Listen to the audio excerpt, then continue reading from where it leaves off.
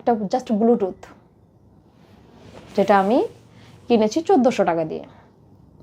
তখন আমি কি করতাম, যেহেতু আমাদের সংসারে খুব অভাব ছিল, এমনও দিন গেছে আমি 2-3 দিন না খেয়ে থেকেছি, চাউল কিনে নিই, সিরিয়াসলি রুটি খেয়ে থেকেছি। কিন্তু তারপর আমার কোনো কমপ্লেন ছিল না যে আচ্ছা ঠিক আছে। অন্য কোনো মেয়ে হলে আমার মনে হয় যে অভাবের জন্যে কোনো নারী কখনো সংসার ত্যাগ করে না, তার আচরণের জন্যে যায়, আমি যেটা ফিল করি। কারণ আমি কোথা থেকে আসছি, সেখান থেকে এসে আমি না খাওয়ার ইয়াতে ভুগতেছি।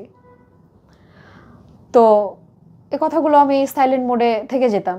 বাট বাড়িওয়ালা এক সময় ওকে বলতেছে আপনার বাসায় চাউল থাকে না, সেটাও কিন্তু আমরা জানি, বাট আপনি কখনো বলেন না। বললাম আমার ঘরের কথা তো বাইরে বলার দরকার নেই। জাস্ট ওই ব্লুটুথটা কিনেছিলাম আমি মিরপুর 10 শাহালি থেকে। তো আমার একটা ফ্রেন্ড ছিল সাথে, আমার অনেকগুলো ফ্রেন্ড আছে ঢাকায় যারা আমরা ছোটোবেলা থেকেই পড়াশোনা করেছি।